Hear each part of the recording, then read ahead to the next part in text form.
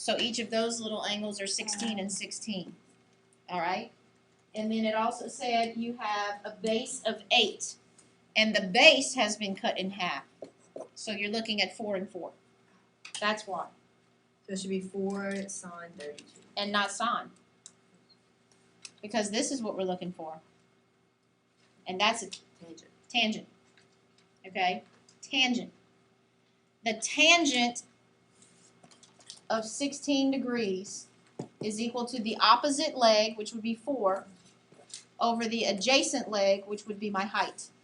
And then we learned earlier, when you have this situation, through the process of solving the equation, you're going to end up simply switching the positions of h and tangent of 16. So it's 13.9. Okay, well first, this is not our final answer. This is just our height. 4 divided by the tangent of 16 is 13.9. So my height is 13.9. But that's not what I was asked for. I was asked for the area. Okay?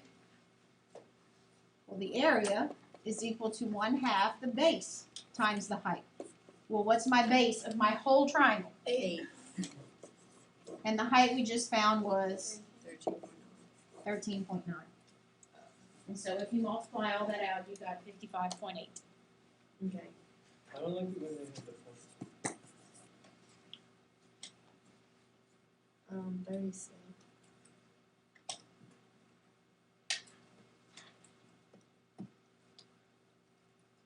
36. The base of a triangle is 1 centimeter longer than the altitude. Does that make sense to you? That's right. The base is equal to the altitude plus 1.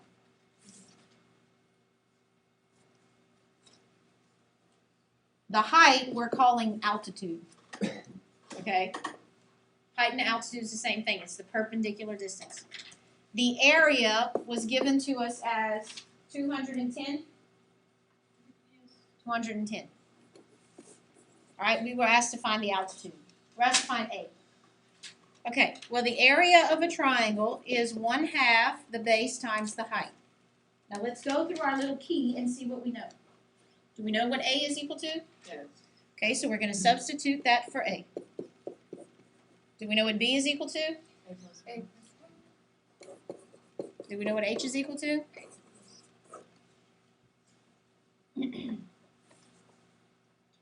Okay, now how do we solve this? We can start by getting rid of this fraction by doubling both sides. If I multiply both sides by 2, that becomes 1, and this becomes 420. I also need to distribute A, which gives me A squared plus A. And I'm looking at a quadratic equation, which can be solved by setting the whole thing equal to 0, which means I'm going to subtract 420 from both sides. Now I need to factor my trinomial.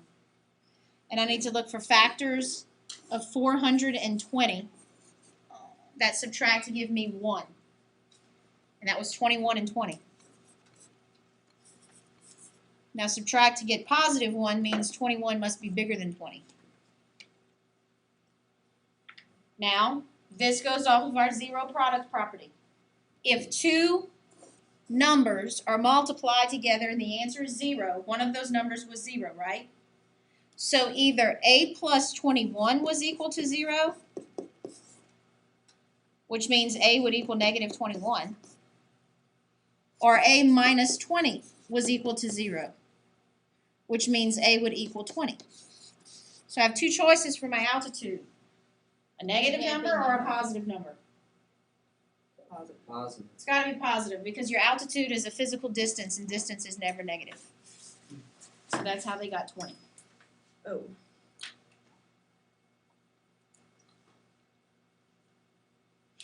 Anything else?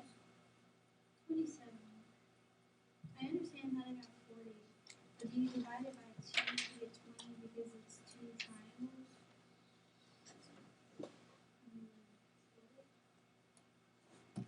I just said 8 times 5 divided by 2. But I got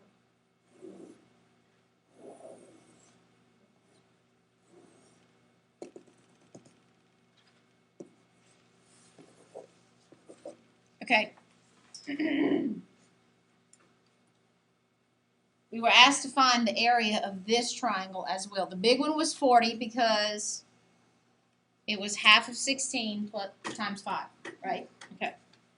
We were told that this line here, I think it was called AM, was the median.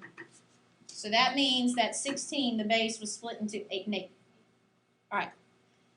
For this specific triangle, if this is your base, the altitude to this point can be found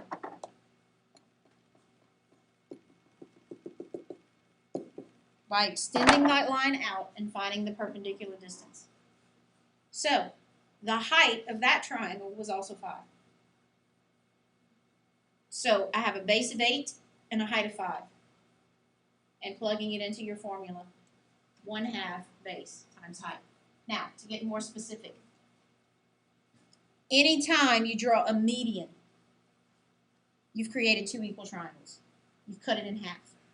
If it's the median, okay? So shortcut, now you know. But the long way, they both had the same height. I just didn't use the formula. Okay. I got that by luck, because that's what I did, but I don't think I meant to. Any other questions before we move on? We're doing trapezoids next. We're going to have a test in here on Thursday. Today's the last new thing we're learning. Tomorrow we're going to actually work a bunch of like real life situation type problems. Okay? Like fences and backyards and pins and formulas and all that other crazy stuff. Yes. Yes. Okay, number 30, an isosceles triangle. Okay, so let's start doing what we know. Let me see my measurements so that my picture's looking right. Okay. Short and fat. Okay, isosceles.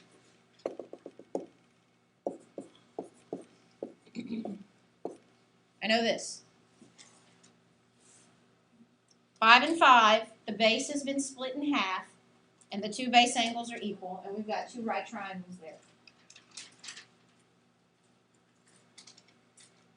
It says find the area first of the triangle, and then find all the 3 different altitudes. Okay, well to find the first one here, I'm going to use the Pythagorean theorem, and this is one of the altitudes. Okay, so the Pythagorean theorem, I set it up, and I've got 5 squared is equal to 4 squared plus x squared. So x squared equals 9. So the first altitude is 3. Okay, so that's one of your altitudes. Now, the area of this triangle, if I'm using 3 as the altitude, then 8 is the base. Is 1/2 8 times 3, which is 12. Okay? Now, that was using 8 as the base and 3 as the altitude. Now, if I decide to use 5 as the base and this as the altitude, does the area change? I mean, did the triangle change? No, it's still the same triangle. It still covers the same area. So now it's plugging into the formula the things that I know and looking for the things that I don't know. Because now my base is no longer 8, my base is 5. So my altitude is no longer going to be 3, it's going to be something else. So if the area is 12, it's still 12. Except now I'm using a base of 5. So the question is, what's h? And then you solve that. Doubling both sides and then dividing by 5, you got an altitude of 4.8. Or a height. Height and altitude, remember, are the same thing. Okay? Well, the other altitude is going to be the same because both of those sides are 5. So you're going to use 5 again as the base. All right. You have a question?